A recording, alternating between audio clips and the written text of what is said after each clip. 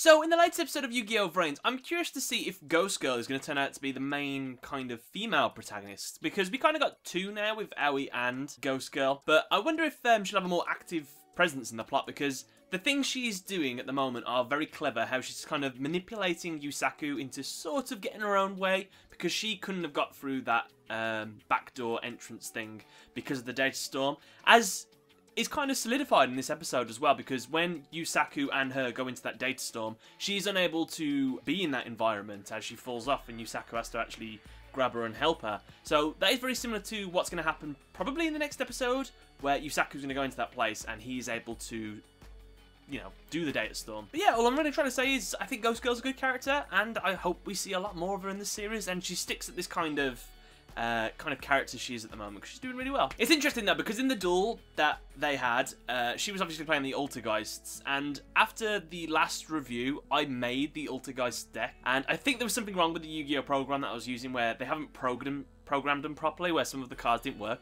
but I could not get them to work at all.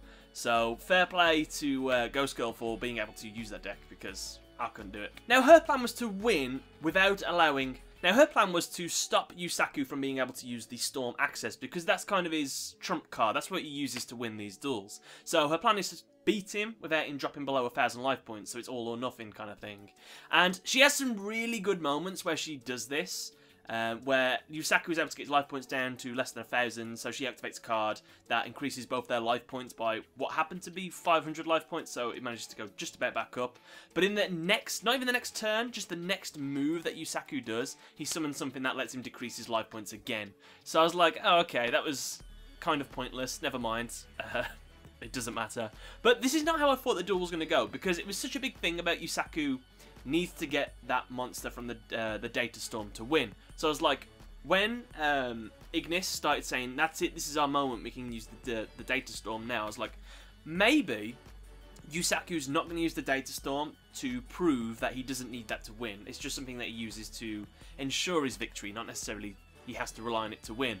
But no, they went for it anyway, and he won because of the monster that he got out of there, which was a new Code Talker monster, which was Xcode? Yeah, Xcode Talker, which is weird because I watched a video on it recently, before it was revealed.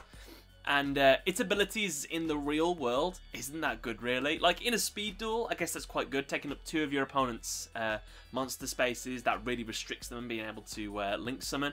But in a master duel, you take up 2 spaces, they've still got 3 spaces, enough spaces to do loads and loads and stuff. So, not the best ability, really, out of all the Code Talkers. Yeah, he's the weakest Code Talker. His ability can be useful in some situations. But yeah, let me know what you thought of him. What did you think of his design? It was kind of like... what was it, like twin swords or something with shieldy things? I can't remember. Now, I do want to talk about the animation of this episode a little bit, because I found out, as of last week, we have a new... I don't think it's a new animator, but it's a new director for the series, because the other one stepped down. I don't know how much this is true, but apparently they weren't very happy with the animation quality of the last 13 episodes. They've had someone else to try and improve it.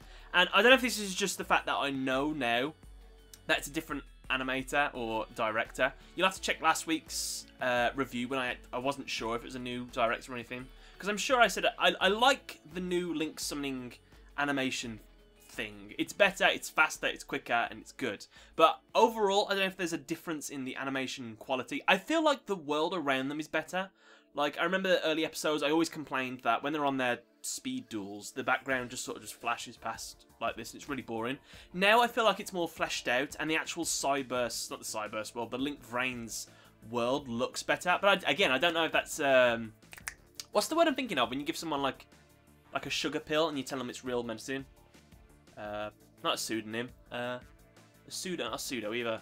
Placebo. I don't know if it's the placebo effect, because now I know it's different. Is it different? Or am I just thinking it's different? Because yeah, you guys have to let me know. Is there an actual difference in the animation style that we're seeing at the moment? I'd love you guys to let me know in the comment section below. We also get a little preview for next week's episode. We get Aoi. She's back up, walking around now, so she's made a full recovery. And we have Yusaku going into that data back door now, so we can see how he's going to interact with the new villain, I guess, the person that's working for the Soul Technologies. But guys, I want to know what you thought in the comment section below. What did you think of this episode? Let me know your thoughts below. What did you think of Xcode Talker? What did you think of Ghost Girl? Let me know below, and thanks for watching.